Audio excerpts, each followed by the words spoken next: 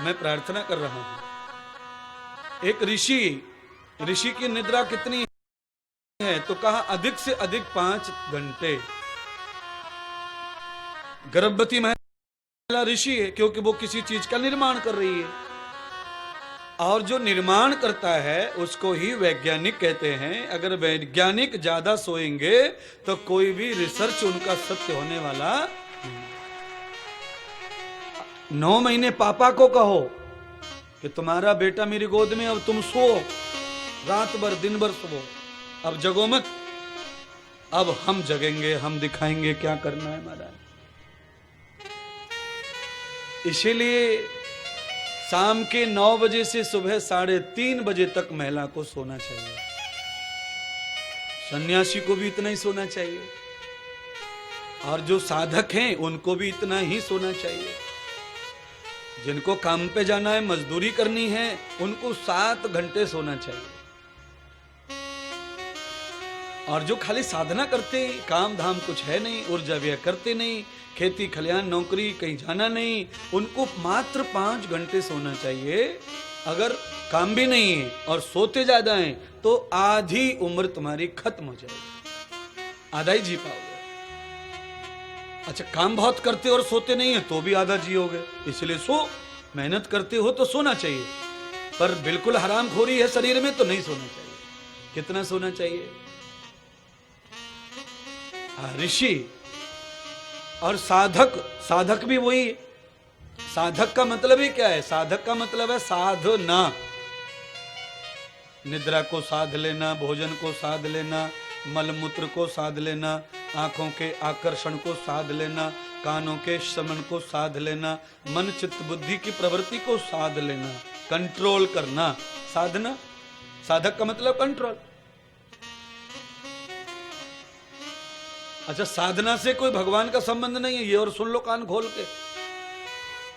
तुम साधना में लगे पड़े, तुम्हें लग रहा है भगवान हो रहा है, भगवान आ जाएगा, नहीं। साधना अपनी प्रवृत्ति के लिए होती है, भगवान के लिए तो उपासना होती है। क्या होती है? उपासना। हाँ। अच्छा, ये बाबा लोग उल्लू बनाते रहते हैं लोगों को। आजकल आश्रमों के सामने लगा देते बोर्ड कि गुरुजी 21 दिन की साधना में हैं।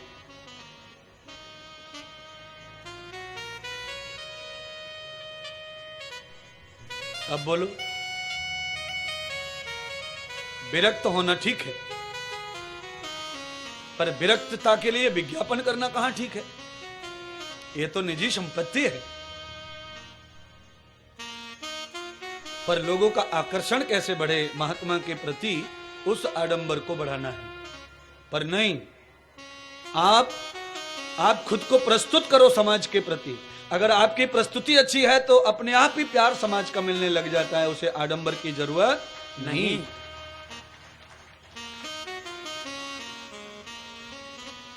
कल्पना करो, कौआ के ऊपर कितना श्रृंगार कर दिया जाए जिससे वो कोयल बन जाए। अच्छा, कोयल को कितना काला पोत दिया जाए जिससे वो कौआ बन जाए। ऐसी कोई कालमा नहीं बनी है जो कोयल को कौआ बना दे, और ऐसा कोई दुनिया का श्रृंगार नहीं बना है जो कौआ को कोयल बना दे। इसीलिए आप हैं। नकली रूप धारण करने से असली कभी छुपता नहीं, और असली कभी नकली बनता नहीं। असली कभी नकली नहीं बन सकता। सोने को कितना भी कूट लो, कितना भी आपको जितना लगा कूट, चप्पलों से कूटो, जूते बजाओ सोने के ऊपर, और गोबर में सान सान के जूता मारो सोने पर सोने का कुछ भी घटने वाला नहीं है। जूता फट जाएगा, तुम थक जाएंगे, पर सोने की कीमत कम होने वाली नहीं है। हाँ। और ऐसे ले लो सोने के बिस्किट को और उसको माँ बहन की गाली दो, देखो कुछ भी हो जाए उसको, ओरिजिनल है, ओरिजिनल ही रहेगा, उसको कोई फर्क पड़ता नहीं। वही मैं आपसे कह रहा हूं, ईश्वर अंश जीव अविनाशी, चेतन अमल सहज सुख राशि। गोस्वामी जी कह के चले गए कि हम तो राम के अंश हैं, फिर हम कैसे रावण हो गए, हम कैसे दुष्ट हो गए। हम अपराधी कैसे हो गए, चुगलखोर कैसे हो गए, हम कैसे चालू चाटी करते हैं, हम कैसे छीना झपटी करते हैं, ये छल कपट कहां से आ गया, ये बैर भाव कहां से आ गया, ये नकली बन गए, असली होके नकली हो गए।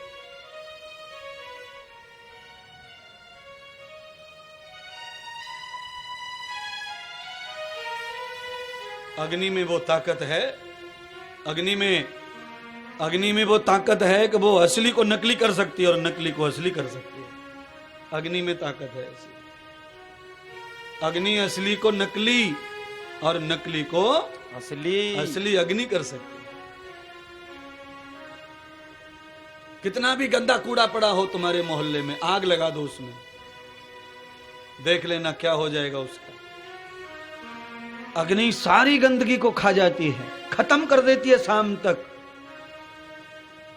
मलमूत्र सूखे पड़े थे कचड़े में, अग्नि ने जला के सबको राख बना दिया। और राख चंदन की हो या मल की हो, दोनों एक समान होती है, ये ध्यान रखना। इसलिए भगवान शिव जी शमशान की राख लगाते हैं, मुर्दे की राख, क्योंकि वो जानते हैं चंदन की राख और मुर्दे की राख सेम टू सेम होती है, उसमें कोई फर्क। देख लो नकली को असली, घर वाले ने असली को निकाल के शमशान में ठोक दिया और लकड़ी में जला जुलू के खेल खत्म। और वो इतना नकली हो गया कि घर वालों को नहाना पड़ा, घर पे आके बाबा को जला के आए हैं तो घर पे नहाना पड़ता है, कपड़े बदलने पड़ते हैं, इतना नकली हो गया।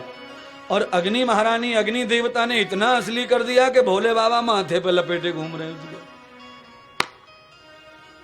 इंद्रदेव महाराज ही समझा सकता है ऐसा, और कहां से लाएंगे ज्ञान, कहीं कुछ नहीं है, सब खोखला खेल है। श्री सुखदेव जी ने राजा परीक्षित को कहा कि फलाना फलाना ठिकाना जय श्री राम होगी कि तो काम नहीं चलेगा ना स्त्री से, असली बनना है, असली हैं हम तो, ईश्वर अंश, जीव अविनाशी, जीव अविनाशी है हम, हमारा विनाश नहीं है। तो हम क्यों डरते भैया मरने से, विनाश से, परेशानी से? हमारा तो विनाश है नहीं, ऐसा लिखा है। और हमारा विनाश होता तो भैया कुत्ता बिल्ली कुकड़े कैसे बनते हम? चोला बदलने से विनाश नहीं होता। कल मैंने कपड़े कैसे पहने से पीले टाइप, आज कैसे पहने लाल टाइप, अब कपड़े बदलने से इंद्रदेव थोड़ी बदल जाएगा। ऐसे ही चोला बदलने से कोई बदल नहीं जाता है, तुम ही रहोगे महाराज। पर ये तो नासवान है, ज्यादा हिम्मत जुटाएगा तो 2-1.5 साल तक यूज होगा, उतारना ही पड़ेगा, फटेगा नहीं तो भी पुराना समझ के छोड़ना पड़ता है। ऐसे ही गीता में भगवान कृष्ण अर्जुन को कह रहे हैं, अर्जुन भीष्म नहीं मरा है, भीष्म का वस्त्र उतर गया है, द्रोणाचार्य नहीं मरे, कृपाचार्य नहीं मरे, उनके कपड़े उतार दिए हैं तेरे बाण से मैंने, क्योंकि कोई मरता नहीं संसार में, आत्मा तो अजर अमर अखिलेश है।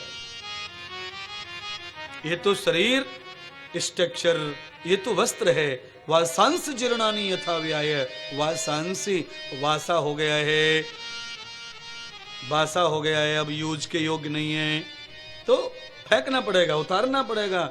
डिस्पोजल है ये शरीर, ये कभी किसी का इमरजेंसी साथ देता नहीं है। बोलिए, आपकी टांग टूट जाए तो चला जाता है? आंख फूट जाए तो दिखता है? नहीं। दांत टूट जाए तो चबता है? नहीं। डिस्पोजल, आर्टिफिशियल है ये शरीर। टांग टूट गई तो दूर से ही दिख रहा, लंगड़ा आ रहा, लंगड़ा आ रहा, और टांग है लटक रही है कमर पे, पर चला नहीं जा रहा है। डिस्पोजल, कब किस कहां कौन से वक्त पे धोखा दे देगा ये शरीर। इसीलिए जब तक शरीर में फिटनेस दिख रही है तब तक साध लो खुद को और उपासना करना प्रारंभ कर दो। भज लो हरि को।